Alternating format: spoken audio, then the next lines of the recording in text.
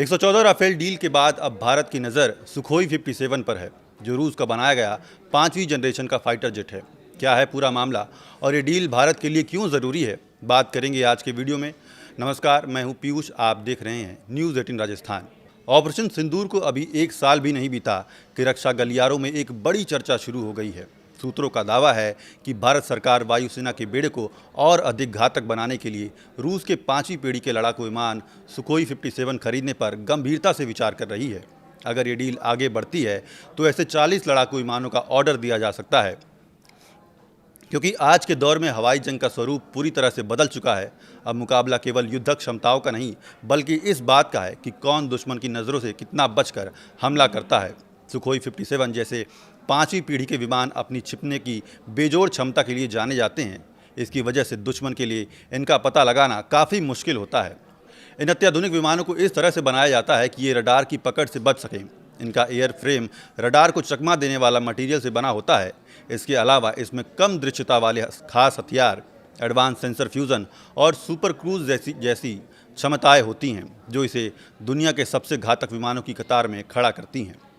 Sukhoi की website पर बताया गया है कि Su-57 कई अनूठी विशेषताओं से लैस है। 5वीं पीढ़ी के इस विमान में इंटीग्रेटेड एवियोनिक्स का नया सिस्टम लगा है, जो जंग के दौरान इसे हाई लेवल का ऑटोमेशन और क्रू के लिए इंटेलिजेंस सपोर्ट प्रदान करता है। इसका ऑन बोर्ड इक्विपमेंट न सिर्फ इसे अपने आप काम करने में सक्षम बनाता है, बल्कि ये ग्राउंड कंट्रोल सिस्टम और टास्क फोर्स के साथ रियल टाइम डेटा भी शेयर कर सकता है। ये लड़ाकू विमान हवा से हवा में और हवा से ज़मीन पर मार करने वाले कई तरह के हथियारों का इस्तेमाल भी भरपूर कर सकता है। ये इसे एक ही वक्त में लड़ाकू और हमलावर दोनों भूमिकाएं निभाने में सक्षम बनाती है। सुखोई 57 की सबसे बड़ी ताकत इसकी गुपचुप कार्रवाई करने की क्षमता है। रडार के अलावा इंफ्रारेड और विजुअल वेवलेंथ रेंज में भी आसानी से पकड़ में नहीं आती है। सुखोई 57 फाइटर जेट की तकनीकी बारीकियों पर गौर करें तो इसमें लगा ऑक्सिलरी पावर यूनिट न केवल कम ईंधन की खपत करता है, बल्कि मेन इंजनों की उम्र भी बढ़ाता है।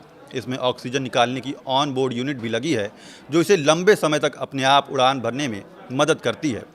सुरक्षा के लिहाज से इसमें विस्फोटक न होने वाला फ्यूल टैंक सिस्टम लगा है, जो जंग के दौरान विमान को बचाने में काफ़ी मददगार साबित होते हैं। भारत के लिए लड़ाकू विमानों का अपग्रेड इसलिए भी ज़रूरी है क्योंकि पाकिस्तान का करीबी सहयोगी चीन पहले से ही 5वीं पीढ़ी के J-20 स्टेल्थ फाइटर विमान बना चुका है। आशंका है कि चीन के जरिए ये विमान जल्द ही पाकिस्तान के हाथ भी लग सकते हैं।